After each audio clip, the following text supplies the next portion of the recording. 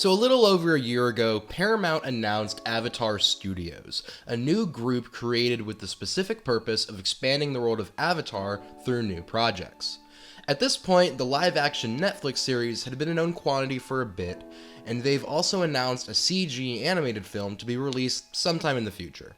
As a longtime fan of this franchise, these expansions have me excited. I think this is a universe that has the capacity to support a multitude of stories and characters on the level of, say, Star Wars or Marvel. While I am excited for all this, though, there's an elephant in the room that I think needs to be addressed for Avatar Studios to ultimately be a success. How have there never been any good Avatar games? Barring the inclusion of some of its characters in Nickelodeon crossovers, the only presence in gaming that Avatar has had at all is through a few tie-in games made to support the two shows, and they've all been crap. They even got Platinum Games to develop the game based on Korra, which sounds like it should have been a match made in heaven, but that Metacritic score doesn't lie. This all is really disappointing because I think Avatar has an absurdly high amount of potential for not just a game, but a whole bunch of games.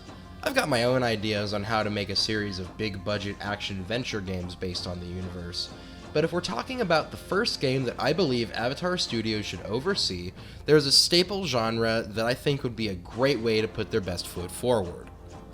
Anime and fighting games go together like peanut butter and jelly. Whether it be Dragon Ball, Naruto, One Piece, Bleach, all of the above, you'd be hard-pressed to find a major shonen-style anime or manga that doesn't have some kind of fighter. Hell, most of them have way too many of them. Obviously, Avatar is a Western animated series with strong influence from anime rather than an anime in and of itself, but to focus on that is to ignore how well Avatar and its style of combat would work in this similar setting of a fighting game. In the Disney video, I discussed a few different gameplay and art style choices that would work for that game concept, but for this one I've really only got one idea. Take Dragon Ball FighterZ and make it Avatar instead. I absolutely adore this art style, I think it would translate perfectly to Avatar, but more than that, I think the format of a 3v3 fighter lends itself well to some of the wider varieties of bending that we've seen across the two shows, specifically more support-based functionality. This is something that I'd want this game to lean into, with different characters having passive abilities that can aid their teammate while they themselves are not on the battlefield. Alright, now to get into what you clicked on this video to see, the character roster. I'm going to lay down a blanket spoiler warning for both Avatar: The Last Airbender and The Legend of Korra. I could go through each character and determine which ones would require alerts and for what episodes and what have you, but I think it just makes more sense to say up front that there's going to be spoilers throughout the whole video. Besides, if you haven't watched both of these shows and you want to, what are you doing watching this video in the first place? With all that said, let's get into obviously the most iconic face of the franchise character, the Cabbage Man. Nah, just kidding, it's Aang, duh. Being an Avatar, Aang would have access to moves incorporating all four different elements. With that said, he is first and foremost an airbender, and this would be the primary influence on his playstyle. Aang would be a very fast, light, and floaty character, with his combat abilities mainly being about getting his opponents into the air and using fast attacks to pull off combos. A pacifist at heart, none of Aang's attacks individually would deal a whole ton of damage. Even still, with four different elements at his disposal, on top of his trusty glider staff, Aang would be a very tricky fighter to take down. With the protagonist of one showdown, the next obvious character inclusion is... In contrast to her direct Avatar predecessor, Korra is a much more down and dirty fighter. A master of bending water, earth, and fire from a young age, Korra's moveset would be focused around a series of short and mid-range attacks and solid bulk. While not the slowest fighter here, speed would not be her strongest suit, and as her lesser experience with airbending would be apparent in her lacking air mobility. Still, Korra is a solid, formidable opponent with many tricks up her non-existent sleeves. So with the titular avatars out of the way, let's start working through each of their supporting cast. Both The Last Airbender and The Legend of Korra have a huge variety of characters to include, so I think it only makes sense to represent both shows equally, and from here I'll be alternating between the two for my picks. To begin the deluge of side characters I've decided to introduce, Katara would serve as a more defensive-oriented fighter, good for coming to grips with the game's mechanics. She'd have a wide variety of attacks from close to far range, decent speed but focusing on bulk, and the ability to block a good amount of oncoming attacks with the use of her water attacks. As well, tying back into her heritage from the Southern Watern tribe, Katara would have the ability to freeze the water she's bending on some of her attacks, potentially trapping her opponents for a short time. Finally, with her legacy as a healer, her passive ability would be to heal her teammate while they're being controlled, though there would obviously need to be restrictions put in place to keep this from becoming overpowered. From the first friend of Avatar Aang on his journey to the first friend of Avatar Korra, next up we've got the first Earthbender on the roster. Bolin plays a bit differently than you might expect of the discipline. Inexperienced Purbender, Bolin's projectiles would tend towards the weaker side, but they also come out fast and have great range. A fast and agile fighter, his focus would be on dodging his opponent's attacks and firing back at openings when they present themselves. Combine all of this with his ability to lava bend, even when he's not being controlled by the player, and he stands as one of the best fighters in terms of stage control. The first non-bender on the roster, Sokka would serve as the game's main weapons master. Between things like his club, spear, and moonsword, he'd have a variety of different short-range options to work with, in addition to long-range projectiles like most notably his boomerang, which has a habit of coming back to him when his opponent least expects it. Finding a way to play with the spacing and timing of these moves, creating combos with disparate attacks, would be key to effectively play as Sokka. Similarly to his brother, Mako's playstyle was focused less on raw power and more on evasiveness and making each attack count, except, he bends fire instead of earth. While not overwhelming on their own, when chained together, Mako's fire attacks will be able to effectively combo his opponents. In addition, this firebender has an ace up his sleeve: his significant experience with lightning bending, though he's more hesitant to use the deadly technique than some others on the roster. Despite her small stature, Toph would be one of the more powerful characters in the entire game. Her deep connection to the earth around her would make for a great Punisher moveset, being able to make strong, precise strikes when her opponent presents an opening, and effectively shield herself when the situation calls for it. As well, she's a talented sandbender, and literally the creator of metal bending, with both of these disciplines factoring into her moveset in creative ways, such as building a protective suit for herself out of metal, or creating a sandstorm for chip damage as her passive ability. Asami's fighting style makes up for her lack of bending ability with the incorporation of a variety of gadgets manufactured by her company, Cabbage Core. The primary focus of her moveset would be her signature electric glove, giving her access to powerful punching attacks and a shock effect that would temporarily stun her opponents. Combine this with her strong hand-to-hand skills and agility, and she'd be one of the more fast-paced and combo-oriented characters. The Fire Prince himself, Zuko would surprisingly be one of the more all-rounded fighters on the roster. Solid speed and power, his attacks would include both firebending and his dual swords, making him a master of both short and long-range combat. On the other hand, he would be less than bulky, and he could find himself outmatched by a fighter with greater firepower. See what I did there? Son of Avatar Aang and torchbearer for the Air Nation, Tenzin's moveset would actually differ from his father's more than you'd expect. Whereas Aang is all about combos, Tenzin's playstyle would be more reliant on powerful and far-reaching, but ultimately pretty slow air-based attacks. Despite this, his mobility is still greater than that of most characters on the roster, so an understanding of when to time his attacks in coordination with movement would be key. Referred to in legend as the Dragon of the West, I see it as basically a certainty that Iroh would become one of the game's most popular fighters. Compared to other firebenders on the roster, he would definitely be on the slower side, focusing on good bulk and powerful attacks, such as his signature Fire Breath. Iroh also has a sillier side to him, however, and I think it would be fun to give him smaller projectiles like Paisho chips or balls of boba, considering that, for the latter, he did invent them. The closest thing to Spider-Man that we're gonna get on this roster, Lynn's moveset would revolve around her retractable metal beams, giving her both great movement in terms of pure mobility and also some very hard-hitting attacks. I also see her being able to use the beams for moves similar to a grappler, grabbing her opponents from and flinging them around, or even just giving her basically a far-range melee option.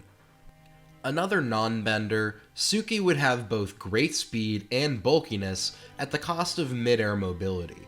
With the use of her fan, katana, even just her fists, Suki's playstyle would be focused on fast, grounded combos, and her bulk means that she'd be able to take a hit and recover from it much better than some of her opponents.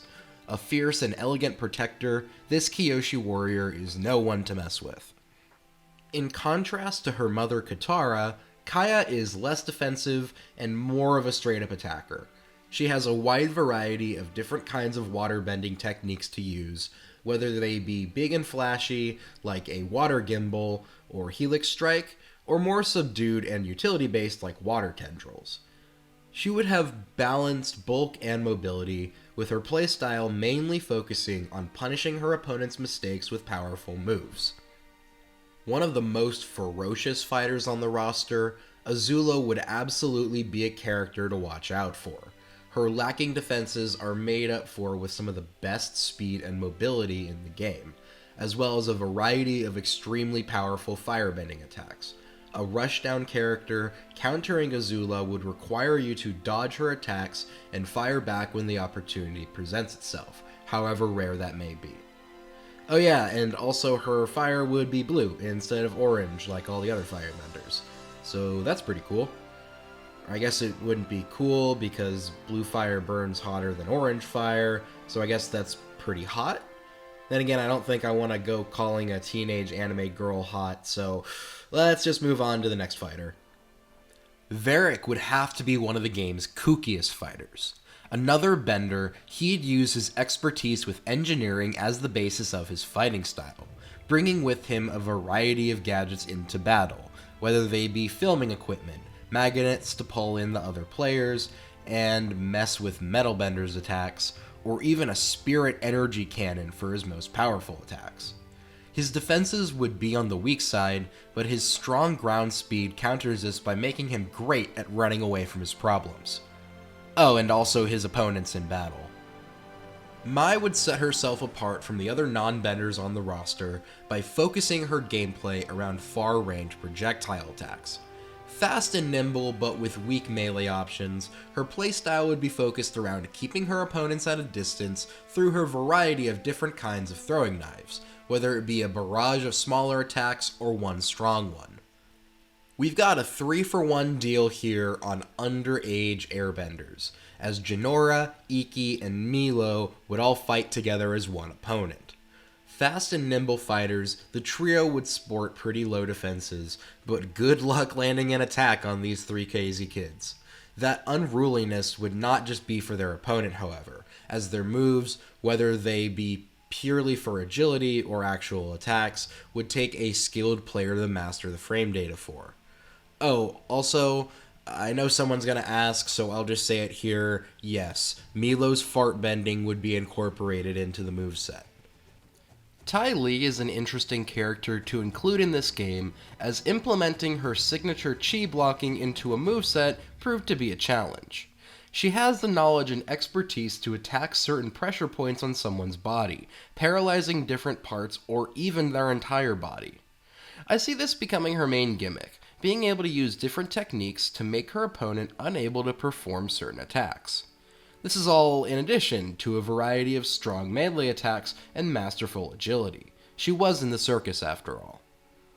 In contrast to other waterbenders, Eska's playstyle would be all about speed and mobility.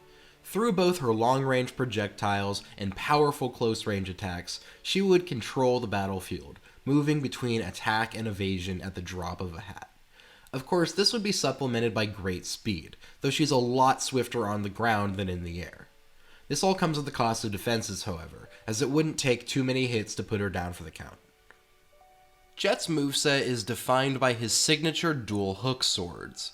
His mastery of these weapons shows in both his ability to use them to move quickly around the battlefield, as well as the more expected way of having many swift, powerful attacks at his disposal. He would absolutely be a fighter lacking in defenses, so if you intend to play him, you need to be mentally prepared to play as aggressively as possible. Similar to Lin, Kuvira's moveset would rely entirely on metal bending. But while Lin's signature metal beams are in her repertoire, Kuvira's moveset is a lot more all-encompassing of the technique. Her ability to manipulate the shape of the metal she's bending is unmatched, whether it be the small arm cuffs that she always has on her, or larger, more amorphous attacks.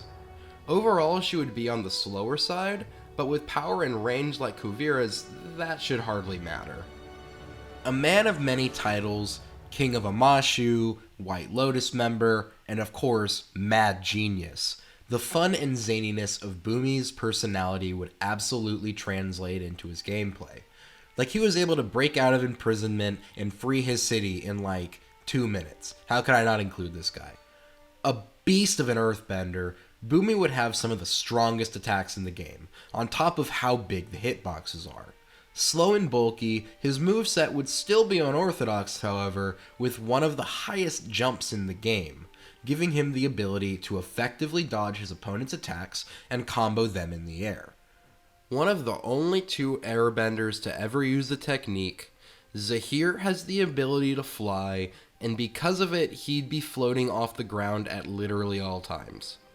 Despite his short time with the powers, he has a wide variety of different airbending based attacks, and can move around the battlefield with crazy speed. His defenses wouldn't be the greatest, but this is only to counterbalance his absurd mobility and great power. The one and only Phoenix King, Ozai would be an absolute monster of a firebender. Gigantic fire blasts, the ability to propel himself like a jet, and a ton of power in terms of lightning blasts. Again, his defenses would be less than stellar, but with power and mobility on this scale, Ozai is absolutely an opponent to be feared. And for Korra's very last fighter, I had to get a bloodbender in here somewhere, and I think Amon is the man for the job. A skilled waterbender, he would have access to powerful flood-based attacks. Similarly to Ty Lee's chi blocking, however, a talent shared by Amon, bloodbending is a technique that's hard to imagine in this context. I think that these moves should be very hard to pull off and only last very briefly, but the ability to pick your opponent out of their control, fling them around, or keep them in place for an attack should make for a very formidable moveset. Okay, so I've now covered all characters from both The Last Airbender and The Legend of Korra, but we're not quite done yet. In addition to the 2 avatars that have had entire animated series based around their journeys, there's a few more avatars from the past that got a good amount of screen time between the 2 shows, and I feel like are a worthy way to round out this roster. Avatar Kyoshi is generally remembered as a fierce warrior, willing to do whatever was necessary to maintain peace. This ruthlessness would translate into her moveset, with her having access to some of the most powerful moves of all 4 different elements. As with Suki, leader of the group inspired by Kyoshi, she would make liberal use of her fans, being able to bend air and fire with more precision as a result. As well, she was a known lava bender, another ability that she could incorporate into her moveset. Though, unlike Bolin, who would use it primarily for stage control, Kyoshi's focus on offense would end up guiding her use of the technique. A very wise, honorable avatar, Roku stands in contrast to Kyoshi as one of the game's ultimate defensive fighters. His attacks would be moderately powerful, incorporating all 4 different elements, though he wouldn't be especially fast. In turn, his massive blasts of different elemental power would be able to negate the attacks of pretty much any other fighter. With this in mind, it shouldn't be too hard for a skilled player to dodge and dismantle their opponent's attacks, giving it an opportunity for punishment. And now, for the very last fighter on the roster, the first avatar, Juan. As the originator of basically all 4 bending disciplines, Juan would be a very balanced fighter. His attacks would be relatively powerful, but he could also take a hit, and his mobility would be pretty strong as well. Considering how early his bending is, his moves would be pretty generic. You're not going to see any lightning bolts or blood bending from this guy. Still, with all 4 elements at his disposal, Juan would be a formidable foe. So there we have it, the finished roster for Avatar fighters. I'm proud of the wide variety of different kinds of characters that I've included, not just representing each different bending style, but differentiating the characters within those styles. At the end of the day, this is a game that I'm just surprised doesn't already exist. It seems so obvious to me. So while there are potential other aspects of the game to talk about, like stages, modes, character interactions, etc., I think I've accomplished what I set out to do here. Avatar is a great media franchise with tons of room to grow, and if we got a fighting game with half the roster I made here, I think we're in good hands. So with all of that said, thanks for watching, have a good rest of your day, and good night.